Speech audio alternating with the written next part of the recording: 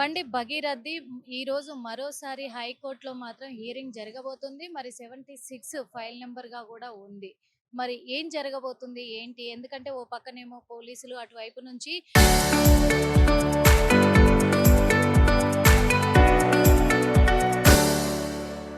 విచారణకు హాజరు కావాలి అని చెప్పేసి పేట్ బషీర్బాగ్ పోలీసులు కోరుతున్నప్పటికీ కూడా మరి బండి భగీరథ్ మాత్రం నాకు 2 రోజులు గడువు కావాలి అని చెప్పేసి పోలీసులను విన్నవించడం జరిగింది. అదే విధంగా కూడా ముందస్తు బెయిల్ కోసం బండి సంజయ్ మాత్రం హైకోర్టులో ఇప్పుడు హియరింగ్ కూడా కొనసాగుతూ ఉంది. ఈ రోజు ఏం జరగబోతుంది అనే దాని మీద తీర్పు కూడా రాబోతుంది. ఓ పక్క చూస్తే మరి అమ్మాయి మైనరు అనే వార్తలు వినబడుతున్నాయి. ఓ పక్క మేజరు అనే వార్తలు వినబడుతున్నాయి. ఇటు బండి భగీరథ్ కూడా చెప్పాడు. ఆ అమ్మాయి మేజరు, మైనర్ కాదు. నేను పూర్తిగా ఎవిడెన్స్ తోటి బయటకొస్తాను అని చెప్పేసి తను పక్క చెప్తూ ఉన్నారు. హైకోర్టు దగ్గరే ఉన్నాం ప్రస్తుతం. మనతో పాటు సీనియర్ అడ్వకేట్ శ్రీకాంత్ గౌడ్ గారు ఉన్నారు. అడిగి తెలుసుకునే ప్రయత్నం అయితే చేద్దాము. సరే, ఈ రోజు బండి సంజయ్ కొడుకు భగీరథి కేసు మాత్రం ఫోక్సో కేసు నమోదైంది. మరి ఆ కేసు ఇప్పుడు ముందస్తు బెయిల్ కోసం వాళ్ళు ఇక్కడ హియరింగ్ కూడా జరుగుతూ ఉంది. ఏం జరగబోతుంది? ఏదైతే బండి భగీరథ్ మీద పోక్సో చట్టం కింద 2012 కింద కేసు బుక్ చేయడం అయిందో, ఫస్ట్ ఎఫ్ఐఆర్ ఏదైతే ఉందో సెక్షన్ 11, 12 కింద ఎఫ్ఐఆర్ చేయడం జరిగింది మే 8వ తారీఖు. అయితే దీనికి ఈ సెక్షన్లో మళ్ళీ వీళ్ళకు ఆ బెయిలబుల్ సెక్షన్స్ అని చెప్పేసి వీళ్ళకి ఆలోచనలు వచ్చి కొంతమంది దీని వెనకాల పొలిటికల్గా ఇన్వాల్వ్మెంట్ ఉన్న వాళ్ళుగా కలిసి దానిలో ప్రొవోకేట్గా ఒక విధంగా వాళ్ళకు ఎడ్యుకేట్ చేయడము రకరకాలుగా జరిగి ఆ సెక్షన్ 11, 12ని మార్చి ఆల్టర్ చేసి సెక్షన్ 5 and 6 పెట్టడం అయింది. 5 and 6 అసలు పోక్సో చట్టం కింద ఆ జరిగిన ఇన్సిడెంట్స్ కానీ ఆ సర్కమ్స్టాన్సెస్ కానీ ఆ క్రైమ్లో కానీ 5 and 6 అట్రాక్ట్ కాదని నా అభిప్రాయం. ఇక్కడ 5 and 6 అన్నప్పుడు అది గవర్నమెంట్ అథారిటీస్ వాళ్ళ కేర్ టేక్లో ఉన్నప్పుడు వాళ్ళ ఆధీనంలో ఎవరైతే మైనర్ అమ్మాయి పైన ఇలాంటి అఘాయిత్యం జరిగితే సెక్షన్ 5 and 6 పోక్సో చట్టం అట్రాక్ట్ అవుతుంది. ఇక్కడ ఆయన గవర్నమెంట్ ఎంప్లాయీ కాదు, గవర్నమెంట్ అథారిటీ కాదు, ఆయన కస్టడీలో లేదు, ఆయన కేర్ టేకింగ్ లేదు అని నేను నా ఆలోచన ప్రకారం నేను చెప్పడం జరుగుతుంది. అయితే ఈ విధంగా ఇప్పుడు నిన్న జరిగిన ఆర్గ్యుమెంట్స్లో యాంటిసిపేటరీ బెయిల్ ఇంటరిమ్ ఆర్డర్ గురించి ఆర్గ్యుమెంట్ జరిగింది. ఇవాళ ఫర్దర్ ఆర్గ్యుమెంట్ చెప్పే అదర్ సైడ్ వాళ్ళు కూడా చెప్పుకోవడానికి అవకాశం ఇస్తారు. తర్వాత ఇద్దరి మధ్యలో వాదోపవాదాలు జరిగిన తర్వాత ఇవాళ ఆర్డర్స్ పాస్ చేసే అవకాశం ఉంది. ఇంటరిమ్ ఆర్డర్ అంటే టెంపరరీ ఇంటరిమ్ బెయిల్. అయితే ఇక్కడ ఈ ఆర్గ్యుమెంట్స్ జరిగే సమయంలో ఈ మైనర్ అమ్మాయిని ప్రొటెక్ట్ చేయాల్సిన అవసరం ఉంది. సపోజ్ ఎందుకంటే మైనర్ అని అమ్మాయి అని మనం ఇంకా క్లియర్గా ఎవరికి కోర్టుకు కూడా క్లారిటీగా చెప్పలేకపోయినారు. ఎవరైతే విక్టిమ్ కౌన్సిల్ కానీ పబ్లిక్ ప్రాసిక్యూటర్ గవర్నమెంట్ తరఫున కూడా కరెక్ట్ చెప్పలేకపోయినారు. ఆ విషయాన్ని ఏదైతే డిఫెండెంట్ కౌన్సిల్ కూడా దాన్ని దాన్ని కోర్టుకు కూడా విన్నవించుకున్నారు. ఇప్పుడు మనం ఒక విధంగా చూస్తుంటే ఆ అమ్మాయి 2021లో యాక్సిడెంట్ ఎంబీ యాక్ట్ కింద మోటార్ వెహికల్ యాక్సిడెంట్ కింద 21లో ఎఫ్ఐఆర్లో 15 సంవత్సరాలను చూపించడం జరిగింది. మైనర్గా ఉన్నప్పుడు ఆమె ఆ ఎఫ్ఐఆర్లో 21 15 ఇయర్స్ ఎట్లా వచ్చింది? అదొక క్వశ్చన్. రెండోది ఆధార్ కార్డు కానీ పాస్పోర్ట్ మ్యాటర్స్ కానీ తర్వాత ఎలక్షన్ దానిలో కానీ రకరకాల మనకు అక్కడక్కడ సర్క్యులేట్ అవుతున్నాయి మీడియాలో, సోషల్ మీడియాలో. ఆ డాక్యుమెంట్స్ మీరు తర్వాత వాళ్ళ స్కూల్ సర్టిఫికేట్స్ కానీ అన్ని సర్టిఫికేట్లు డిఫరెంట్ డేట్స్ ఎందుకు ఉన్నాయి అంటే, ఇక్కడ డిఫరెంట్ డేట్స్ ఉన్నాయి అంటే ఇది duty of police authority, it's a duty of government to investigate. అంటే దాని మీద ఇన్వెస్టిగేషన్ చేయాల్సిన అవసరం ఉన్నది. ఎందుకంటే ఇది దానిలో నిజమేందో ఆ కోర్టుకు కానీ వాళ్ళు చెప్పాల్సిన అవసరం ఉంది. ఎవరికి? Government duty and responsibility. ఎందుకంటే వాళ్ళు ఇన్వెస్టిగేషన్ చేసి అవును ఆమె మైనరు, లేదు మేజరు, లేకుంటే ఈ డాక్యుమెంట్స్ అన్ని నిజమా, అబద్ధమా, ఫ్యాబ్రికేటెడా, ఫాల్స్ ఎవిడెన్స్ కోర్టుకు ప్రజెంట్ చేస్తే ఫాల్స్ ఎవిడెన్స్ అంటే చట్ట ప్రకారం కూడా అది నేరం అవుతుంది. ఎవిడెన్స్ యాక్ట్ ప్రకారం అప్పటి 1872 ఎవిడెన్స్ యాక్ట్ ప్రకారం కూడా శిక్షార్హం జరుగుతుంది. శిక్ష వేసే అవకాశం ఉన్నది.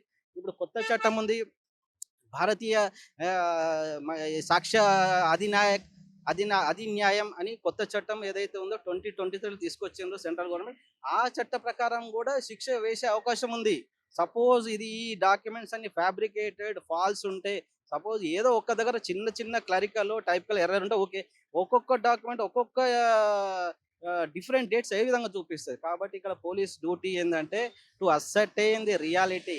To ascertain the truth and material facts ఆ material facts, date of birth, material facts హైకోర్టుకి చూపించాల్సిన అవసరం ఉంది. బేసింగ్ ఆన్ ఇప్పుడు పోక్సో అనేది బేసింగ్ ఆన్ ఏజ్. ఆ పోక్సో అనేది బేసింగ్ ఆన్ ఏజ్ మీదనే చట్టం ఉంది. ఆ చట్టం మీద కేసు బుక్ చేయాలి.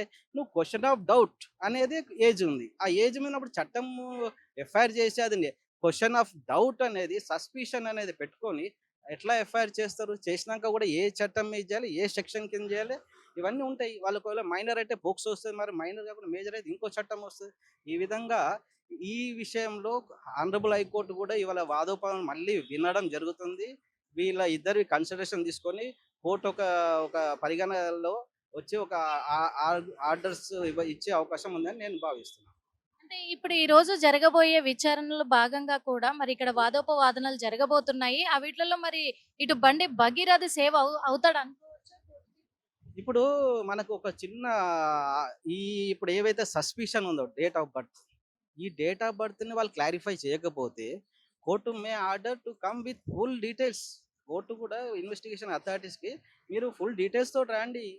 మీరు పోక్సో చట్టం ఏదైతే అమలు చేసిన ఫస్ట్ ఏమో ఒక రిలయబుల్గా మీరు 11 అండ్ 12 సెక్షన్ పెట్టిండ్రు. తర్వాత 5 అండ్ 6 ఎట్లా వచ్చింది?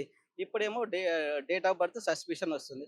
ఇన్ని క్వైరీస్ ఉన్నప్పుడు ఇవన్నీ ఫుల్ఫిల్ చేసి ఇన్వెస్టిగేట్ చేసినాక ఒక రిపోర్ట్ కోర్టుకు ఫైల్ చేస్తే కోర్టు డిసిషన్ తీసుకుంటేది. Without proper evidence, without proper documentation, without supporting of POCSO act కోర్టుకు డిసిషన్ తీసుకోమనడం కూడా అసలు మెయింటైనబిలిటీ కూడా ఒకసారి డౌట్ జరగవచ్చు. క్వశ్చన్ ఆఫ్ పోక్సో యాక్ట్ కూడా it maybe some doubt maintainability of act, maintainability of section, maintainability of FIR కూడా ఒక డౌట్ లో ఉండొచ్చు అని నా అభిప్రాయం. అంటే ఇక్కడ అమ్మాయికి సంబంధించి 2 డేట్ ఆఫ్ బర్త్ సర్టిఫికెట్లు కూడా ఉన్నాయి అనేది వార్తలు వినిపిస్తున్నాయి కదా సార్. అందులో మైనరు, మేజరు. మరి కోర్టు దేన్ని కన్సిడర్ చేస్తుంది? ఇక్కడ ఇప్పుడు కోర్టు అనేది యాజ్ పర్ ఏంటంటే 10th క్లాస్ సర్టిఫికేట్ ఉన్నది, దాన్ని చూస్తారు. కానీ ఒకవేళ 10th చూసుకుంటే మరి ఆ 2008 ఏదైతే ఉందో స్కూల్లో డాక్యుమెంట్స్ అది కన్సిడర్ చేయాలనా లేదా? కొన్ని ఇది కన్సిడర్ చేస్తే 21లో ఛార్జ్ షీట్లో అదే అదే కన్సిడర్ చేయాలనా లేదా? అంటే ఒక డేట్ మీద నమ్మకంగా పోవాలంటే మళ్ళీ ఇప్పుడు ఎలక్షన్ ఐడెంటిటీ కార్డు ఉంది, ఓటర్ ఐడెంటిటీ కార్డు, దానిలో ఒక డేట్ ఉంది. ఇవన్నీ కోర్టు అనేది నాకు తెలిసి జస్ట్ బ్లైండ్గా 10th సర్టిఫికేట్నే కన్సిడరేషన్ తీసుకోవడానికి లేదు. జనరల్గా అయితే మనం ఏ క్వాలిఫికేషన్స్ అయినా, ఎడ్యుకేషన్ అయినా, అపాయింట్మెంట్, ఎంప్లాయ్మెంట్ కోసం అయినా 10th బేస్ చేస్తారు. కానీ ఇక్కడ నీకు బర్త్ సర్టిఫికేట్లో కూడా వేరే డేట్ ఉన్నది, 10th వేరే. ఇన్ని కన్సిడరేషన్స్ కోర్టు కూడా ఇట్ కెనాట్ బి రిలయబుల్, ఇది నమ్మదగ్గే విషయం కాదు అని ఒక డౌట్లు వచ్చినప్పుడు కోర్టు కూడా go for investigate the proper evidence అని చెప్పొచ్చు. కాబట్టి జస్ట్ 10th అని అది మాత్రం జరగకపోవచ్చు అని నేను అనుకుంటున్నాను. చూసాం కదా! ఎందుకంటే ఇటు 10th సర్టిఫికేట్ ఒకలాగా, ఓటర్ ఐడీ సర్టిఫికేట్ ఒకలాగా 2 కూడా డిఫరెంట్ అటు డేట్ ఆఫ్ బర్త్ సర్టిఫికేట్ అన్ని డిఫరెంట్ డేట్లలో ఉన్నాయి కాబట్టి ఇప్పుడు ఎవరైతే బాధితురాలు ఉన్నారో బాధితురాలు తరఫు నుంచి పూర్తిగా ఎవిడెన్స్ తీసుకొని వస్తే ఖచ్చితంగా అమ్మాయికి సపోర్ట్‌గా నిలబడుతుంది న్యాయస్థానము. కానీ మరి ప్రాపర్‌గా వాళ్ళు ప్రూఫ్స్ అన్ని అందించలేని ఎడల మాత్రము మరి బండి భగీరథ భగీరథ విషయంలో కోర్టు నిర్ణయం తీసుకోవాల్సి వస్తుంది అని చెప్పేసి చెప్తూ ఉన్నారు. మరి ఏం జరగబోతుంది? కోర్టు ఏం తీర్పునివ్వబోతుంది? నిన్న చూసాం కదా! నిన్న ఓ పక్క పోలీస్ స్టేషన్‌లో హాజరవ్వాలి. అక్కడ ఉంది కేసు, పోలీస్ స్టేషన్‌లో నడుస్తూ ఉంది.